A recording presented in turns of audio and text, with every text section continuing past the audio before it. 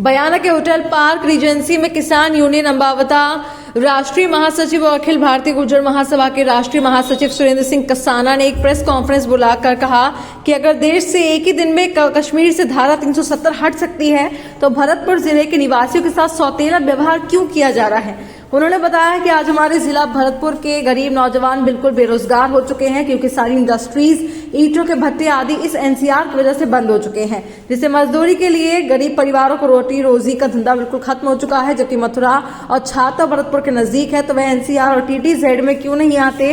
भरतपुर जिले में टीटीजेड और एनसीआर लग जाने के कारण यहाँ के सभी व्यवसाय बंद होकर रह गए हैं। यहाँ आने वाले समय में और पत्रकारों की स्थिति खराब होती जाएगी। उन्होंने पत्रकारों के माध्यम से सरकार से निवेदन किया कि भरतपुर जिले से टीटीजेड और एनसीआर को खत्म किया जाए। पहले हम मुख्यमंत्री जी के लिए ज्ञापन देंगे। अगर हमारे भरतपुर जिले को एनसीआर टीटीजेड से युक्त नहीं किया गया तो सभी संगठनों के सहयोग से आंदोलन की राह पर चलने का सहारा अख्तियार किया जाएगा, जिसकी जिम्मेदारी केंद्र सरकार की होगी।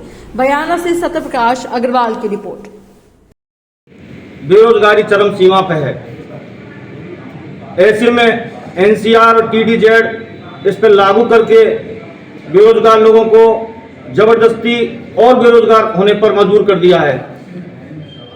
पिछले गत वर्षों पहले ईंट के बड़े उद्योग थे यहाँ पर, जिससे हजारों किसानों के परिवार, मजदूर, लाखों बेरोजगारों को रोजगार मिल रहा था। अब टीटीजेड और एनसीआर के चलते वो ईंट के उद्योग धंधे बंद हो गए। फिर दूसरा यहाँ पर मुख्य काम है थ्रेसर का और पत्थर स्टाइल व्यवसाय का, वो भी बंद होने के कगार पर है। मुख्य रूप से किसान और मजदूर के रोजाना काम में आने वाला ट्रैक्टर और मोटरसाइकिल, जिससे कि वो मजदूर अपने बच्चों की रोजी रोटी कमाने के लिए शहर या गांवों में कहीं मजदूरी के लिए जाता है। यदि 10 साल से अधिक की मोटरसाइकिल हुई तो उसकी मोटरसाइकिल जब्त कर ली जाएगी। एनसीआर और टीटीजेड के दायरे में 10 साल तक का वाहन का परमिट होता है। ऐसे हालातों को देखते हुए भरतपुर जिले में पहली बैगनार और सिमको फैक्ट्री बंद हो चुकी हैं। अब क्रेशर और उद्योग धंधे भी बंद हो जाएंगे तो भरतपुर में बेरोजगारी बहुत फैल जाएगी। इसको लेकर हमने एक समिति का गठन किया है, जिसका मुझे संयोजक बनाया गया है। हम चाहते हैं कि जैसे भरतपुर को टीडीआर और एनसीआर में शामिल किया है, मथुरा और छाता और कोसी को एनसीआर और टीडीएस में क्यों नहीं शामिल किया गया, जबकि मथुरा इससे बहुत नजदीक है, भरतपुर से किलोमीटर में। तो मथुरा में ईंट के धंधे वो चल रहे हैं, हमारे यहाँ बिल्कुल बंद हो गए भरतपुर में।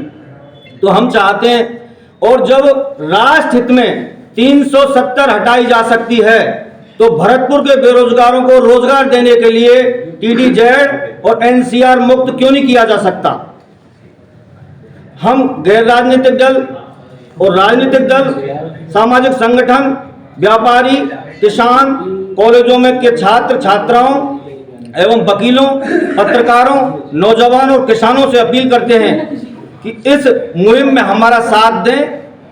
और हम आने वाले दिनों में जिले में बड़ा प्रोग्राम आयोजन करेंगे, जिसके लिए हमारी तहसील में और ग्राम पंचायत लेवल पर, गांव स्तर पर 7-7, 8-8 आदमियों की एक कमेटी नियुक्त करेंगे।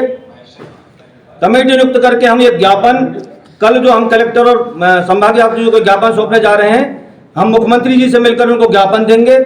अगर ये टीटीजेड और एनसीआर से मुक्त नहीं हुआ तो ऑटो चालक हैं, बस हैं जो S4 में आ रही हैं, S3 में आ रही हैं, उनको भी बंद किया जा रहा है। तो इससे बेरोजगारी बढ़ेगी।